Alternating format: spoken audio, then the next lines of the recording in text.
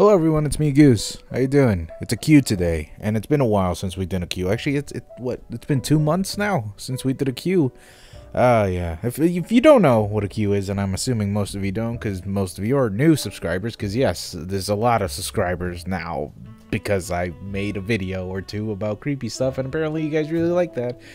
And I'm enjoying the success. Anyway, so...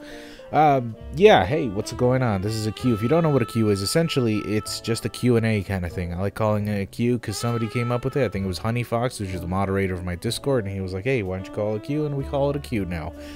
It's just like free form talking about subjects that I usually wouldn't talk about in normal contemporary videos, or really I can't find the time to edit a video, so I just whip out a Q and just do it scriptless without any sort of editing and just, you know, messy as fuck. So yeah, I know a lot of people don't really like the format, but I really like interacting with you guys and answering your questions and just being like, hey, look at this, it's a free form doing whatever chill time video. With that being said, I don't really have a topic today. I wanted to talk about the Nintendo thing, the fact that they're coming out with a new online service, but I didn't really think there was much to talk about. My only concern with that thing is that there's 30 games coming out with the online service, and those are 30 NES games, and I just don't think that's a big hook. Honestly, the fact that they're making an online component thing is kind of a bummer, because their whole online shtick was free, and now it's not because they want money, and then it's like 30 NES games. How about that? Even though you probably already bought these from the previous virtual consoles. We're taking down every emulator website ever. I hope you like these 30 games we have to offer. We don't have a virtual console. We hope you like it. Our emulations are cool, right? But seriously, other than that, there's not really much to talk about. I needed to cough, man. I've been holding that in for some reason. It's just been in my chest. Anyways, yeah, I don't really have much to talk about other than that. But so I just wanted to dedicate this time to just answer your questions, because there's a lot of them. Mainly because I asked you guys to give me questions, because I didn't have anything to talk about at all. So let's begin with a lot of the Discord questions that was asked. Actually, these were all Discord questions. If you want to know what the Discord is, leave a link. There's a link in the description down below. You can join it. It's a huge cesspool, and I love it. With that being said, hey, let's take the first cue, which is by April, who asks, Goose, are you going to talk about Sad Satan and how it can be found outside the deep web now? I actually was going to talk about Sad Satan for Friday's creepy video, which, by the way, I have to mention that I don't really think I'll be doing one spooky Friday video every single week. I feel like I'm going to run out of spooky material, and I'm looking for a very specific kind of spooky material. I don't want to talk about ghosts and stuff like that, UFOs and whatnot, real life stuff. I want to talk about like urban myths and then like creepypasta kind of shit. Not like actual creepypasta shit, but like the shit that I found with Hong Kong 97. I feel like that's more of a format that I want to go for, like stuff that's involving media, like video games or movies or urban legends, like stuff like that. And because of that, because I'm so, you know, I'm focused on one specific type of creepy, I know that I'm not gonna actually get to the things that I really want to, you know, get to, and if I do get to them, I probably will run out of things, and we won't have a creepy video for Friday. So you guys really got to give me suggestions as to what to talk about. I know exactly what to do this Friday. Unfortunately, because the person deleted their fucking Tumblr account, it's probably not going to be that. So I'm going to have to come up with alternatives soon, or else I will suffer and perish surely. But going back to the question of Sad Satan, let me just say this. I think, honestly, I think the concept of the deep web is far scarier than actual deep web stories. In fact, let me rephrase that. I think anything relating to the deep web is fucking lame. Like I said, deep web, oh, it's creepy stuff, you know, at first. You know, when you realize that's the place where people buy child stuff that I can't really say together because I might get demonetized, but you know, that's where people get that kind of crap. That's where people find murderer photos or snuff films or stuff like that, you know, that kind of stuff. But on the surface level, the deep web isn't really honestly that troubling unless you look for trouble. You know, it's like, hey, look at this neighborhood, it looks kind of sketchy. But in reality, it's super safe unless you're fucking looking for trouble. You know, it's like, of course. That's the same thing with any kind of internet website or anything like that. If you want to look for gross gore shit, you're gonna find it. Just look up gross gore shit or anything like that. But I don't know, ever since the deep web became mainstream, what with, you know, creepypastas coming out and being more popular, and YouTube urban legends being more popular, and then eventually movies started covering them, it became way more watered down and just like boring now. And I feel like Sad Satan is no exception. I always thought Sad Satan was actually fucking boring. I remember when I was thinking about making a video about it, I was like, oh, I remember this game. It's a deep web game and it's really creepy, and people don't know where it's from. And then I made like 5 minutes of research, and I found this boring, lame shit involving like, hey, look at this, Sad Satan. It's a video game that's super haunted. It has like CP in it. If you don't know what CP is, look it up. I hate anagrams too. Don't worry. Yeah, anagrams, actually, that's an acronym. Which one is it? Fuck me, I don't know. Anyways, yeah, look at me. I'm a spooky ghost, Phil. Oh, isn't it scary how I flash scary gore pictures at your face? Isn't it spooky? I was found in the deep web. And then it turns out it's like not real. And then somebody actually made it real, and it's just like the same thing, and it's boring. It's like so, and then like some people try to decode or like decipher what the image is, and what the and some of the images are just boring fucking images of like a dude standing with like a bunch of antlers, or like somebody shaking someone's hand. I think that guy is like a pedophile or something like that, I don't know. But like, that, it's so spooky. And then it's so fucking dumb. It's I don't know, I just don't like it. I just didn't like it when I found that. I was like, oh, that's dumb. And somebody tried to like get the audio from the game, and they're like, oh, what if I play it backwards? And then when they play it backwards, it's just like it's just an audio from like this ARG or like this number station, and it really means nothing, except it's from the deep web, so that must mean this game means something creepy. I don't know. I just think the creepypasta stuff that involve deep web shit is just so boring. There are so few stories and shit like that actually are interesting, that do come from the deep web. And even if they don't, they're still a little more interesting than what people produce. It's just not that. I just keep using that word, but it's just true, man. I don't like it. I don't like deep web shit. It's lame. It's lame. Everybody knows about it, so it's like, oh, I'm gonna make a story about the deep web. It's gonna be so scary because it's from the deep web. It's from the dark web, and dark stuff is scary. It's not. It's really not. Well, that's just my thought about it. I don't know. I know some people want to make me yeah. What? I know some people want me to cover Sad Satan, but it's just, even the title of the fucking game is lame, man. Sad Satan is like, wasn't that from a Beatles song? Oh, but if you play the Beatles song in reverse, he'll say Sad Satan. Whoa, it's shut the fuck up. Ah, fuck you. No, seriously, I know people want me to cover it. Maybe I'll do it, but if I do it, I'm just gonna say how lame it is, honestly. I'm just gonna rip its asshole apart. Whatever. Anyways, thank you for your question, April. Alright, next question is by McDreamer. You ask, can you talk about the deep web in general? Okay, instead of actually talking about, okay, this is different, all right? Before I was talking about the deep web as a concept used in stories or something, right? The deep web itself, I don't know. I don't know much about the deep web. I have explored it a little bit, and despite what everyone says, it's not illegal to explore it, as long as you're not doing the shit that is illegal there, which does exist. And it's really no different than anything else. I just think people have this grandiose idea of like, if you go to the deep web, someone can hack into your computer and find out where you live immediately. It's like, well, I mean, fucking people can do that right now without you going to the deep web. You know, people can dox you immediately, even if you're just an innocent person just trying to do your work. It's not that difficult. It's not that different, honestly. It's really not that different from, say, doing the regular shit, like looking up porn, and then you get malware because this one porn you downloaded is apparently, it's a backdoor virus that'll fuck you up and you'll never notice. It's yeah, I don't know. But aside from that, the deep web is just, it's just a fucking piece of the web. It's just a piece of the web where you explore different things that you wouldn't normally find.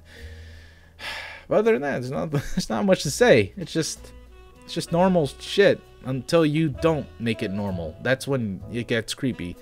But not creepy in the sense that, oh, it was spooky ghosts. The fucking deep web isn't haunted by anything, you know? It's just, it's creepy in the sense that, yes, it does exist for certain people to hide the things that they need to hide, like, you know, CP and fucking shit like that. Other than that, it's just a normal thing. I think too many people think too highly of it. It sucks, but hey, that's the deep web for you. Thanks for your question, McDreamer. Floor, you asked any guilty pleasures or just stuff you're not embarrassed about but we wouldn't know you like. Oh fuck. Oh man, I need to think about that. I like Lucky Star. I like that anime. I liked it a lot, actually. I remember when it was coming out weekly, and I watched it every single week. And it's funny because the episodes came out as soon as the subtitles came out, you know?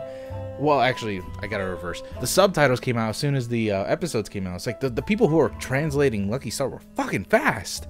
Like, really, really fast. I think this is before Crunchyroll, or before, like, Crunchyroll was actually really, really popular. I don't know, when did Lucky Star come out? Like, 2008, 2009? Oh my god, it's been 10 years. Holy shit. But yeah, I love watching that. I don't know if that's a guilty pleasure. Maybe that's a little surprising to find that about me, I guess. But I don't know. Look at my avatar. Maybe you're not surprised. But there is another guilty pleasure of mine, which I call Game Center CX. And you guys might not know what that is, but let me introduce you to Chief Arino, who is this Japanese dude, Japanese comedian actually, who is known as this otaku nerd, and he just plays video games all day. And yes, it sounds like a Let's Player, but believe it or not, this motherfucker has been doing Let's Plays way before Let's Plays have been cool. Like 2000s, kind of cool. You know, he did, I think in 2002 was the first episode. And he's been doing it ever since. He's just playing old retro games, and he's just been beating it. Like the main objective of the show is just one dude trying to beat a video game in one day, because you know all those retro games are very short. You can usually beat them in an afternoon. They're not like video games today where they're so fucking huge and epic and fucking never ending, because that's what video gamers want nowadays. If you make a game that's 4 hours long, it's shit. Nobody likes it. You have to be replayable, otherwise you're shit and you're boring and you're not worth money. But back then things were simpler, and so he just challenges himself. Sometimes he wins, sometimes he loses, and it's wonderful. It is this wonderful little quaint show that's sometimes funny, but most of the time I just love the narration and the way they explain a video game. And sometimes you get insights of like how video games were made in Japan, because they do some interviews with some game devs over there, or they go around Japan and looking at arcade cabinets and arcade stops all over Japan, which is crazy. I would think that a small country like Japan wouldn't have that many, but there's a ton, man. There's a ton. For 10 years he's been doing that. And then they come up with like new segments. It's like, guess who this character is, or look at this spooky segment in this video game that I found.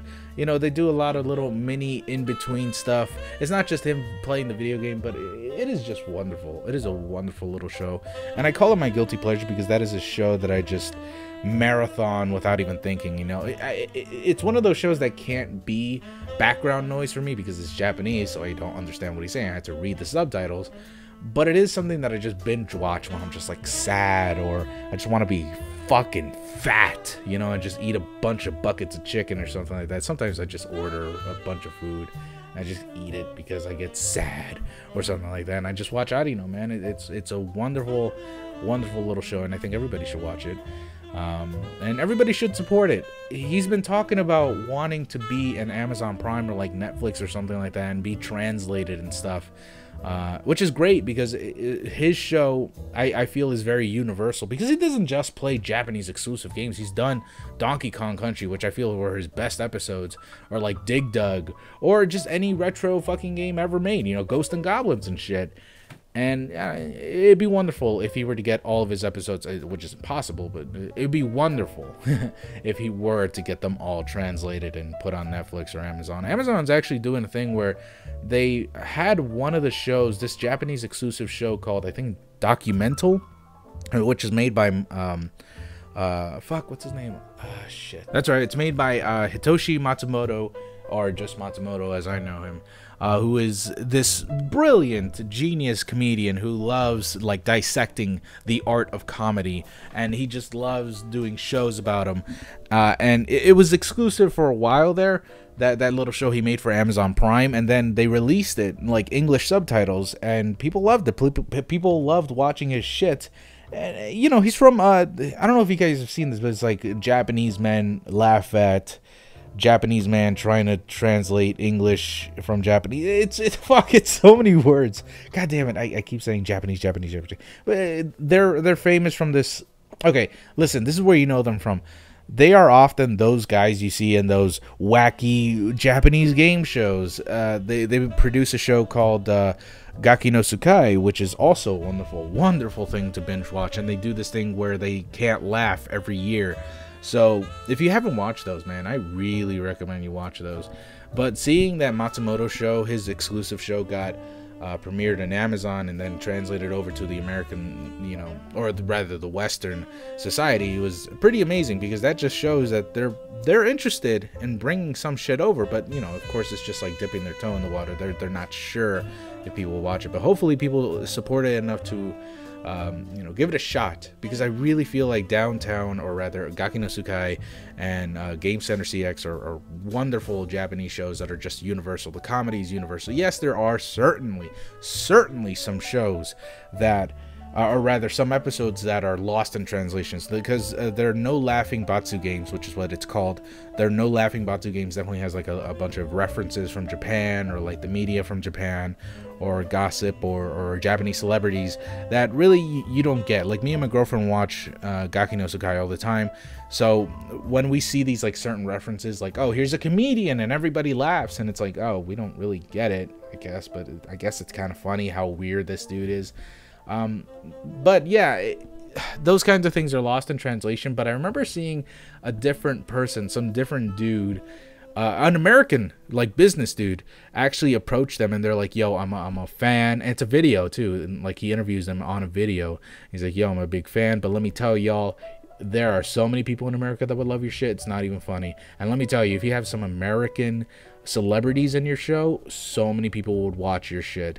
Like, you will be 10 times more famous than you are right now if you bring it over from Japan to Netflix. This shit would skyrocket. And I agree with them. Like, imagine they bring, like, well, for anybody who watches the show, because I'm sure there's some people here in my subscriber list that have watched Gaki no Tsukai shit.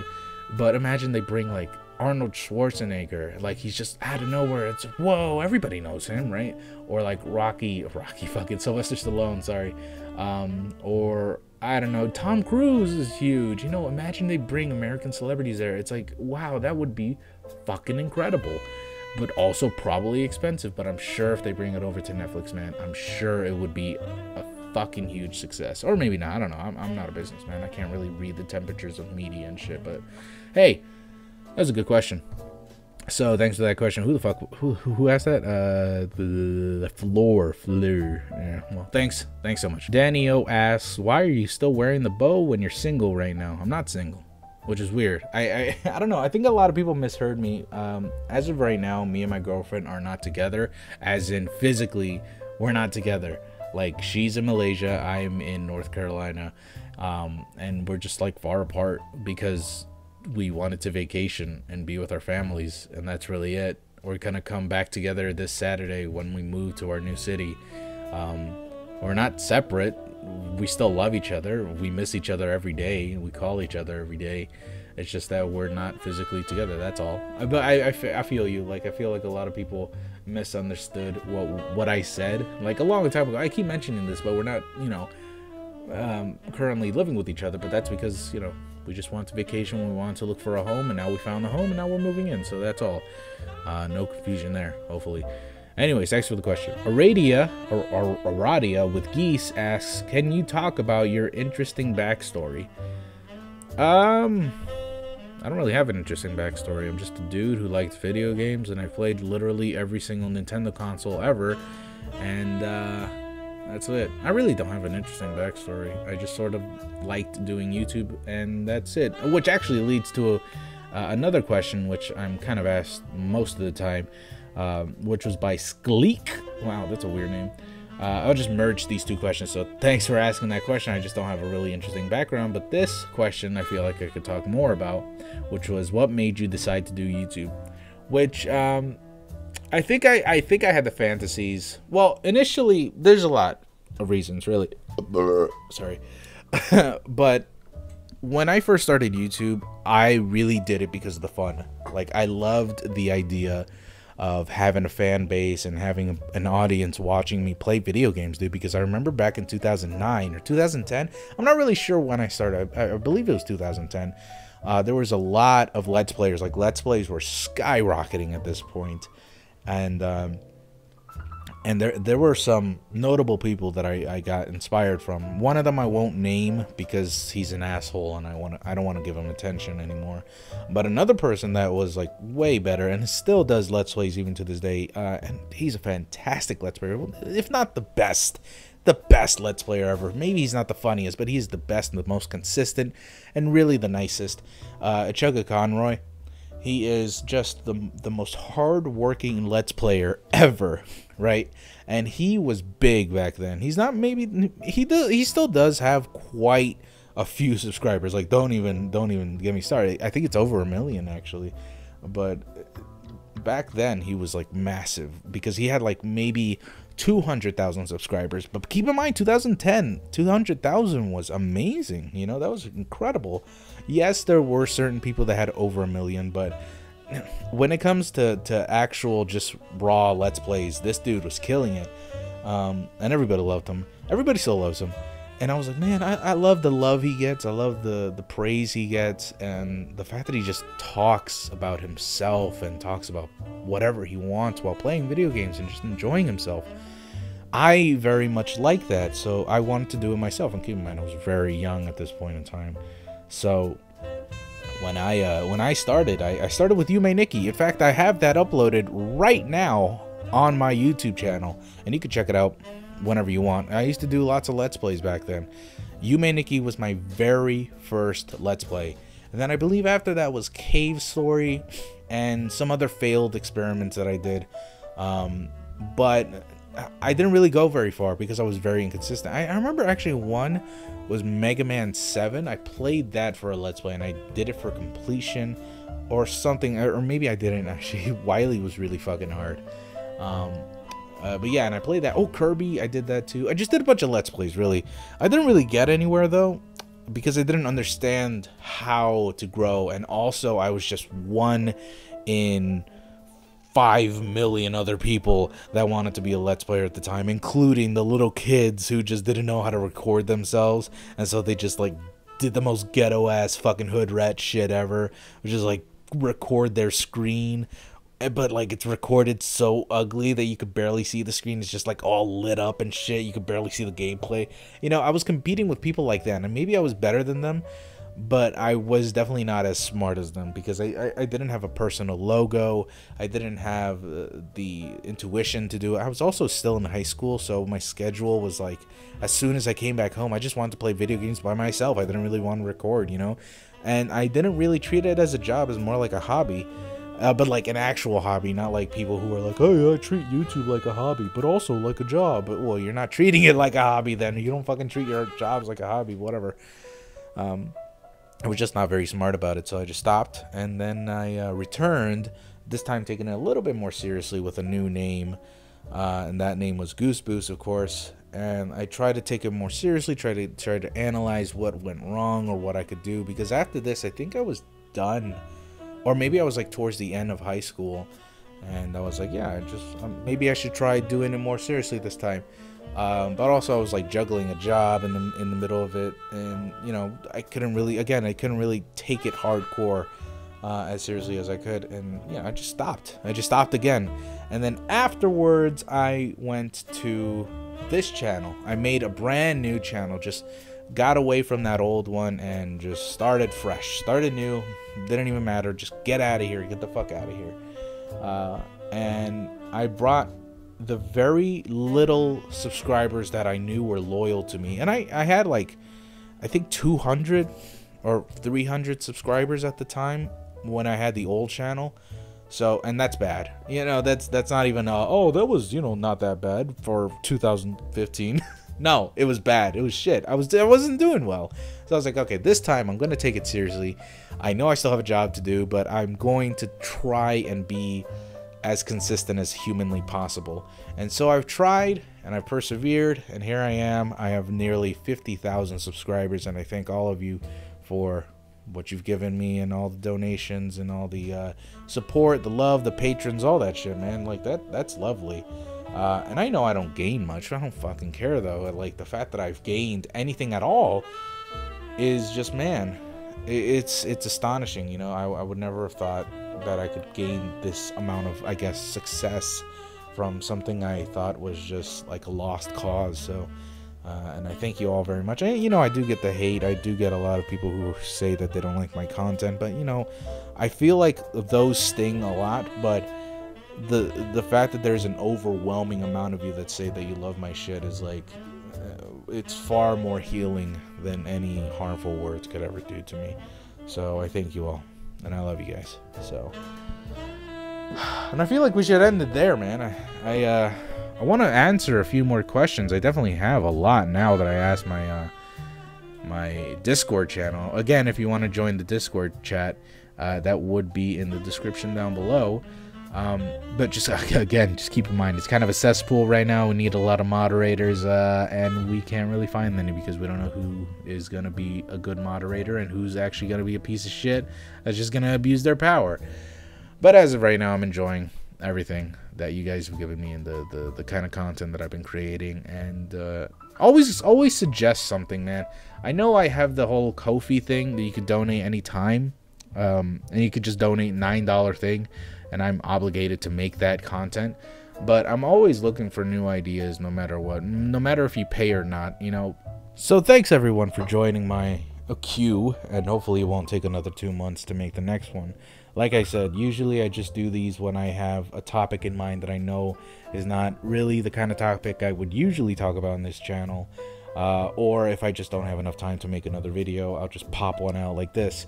But yeah, thank you all so very much for watching. I'll see you all next time. Again, I got a Ko-fi if you want to support me, so you don't have to though, but it's okay. And the Patreon is no longer available because I don't really want to use it anymore. But maybe it'll bring back. I don't know. Anyways, thank you guys so very much for watching. I love y'all so very much, and I'll see y'all later. All right, love you.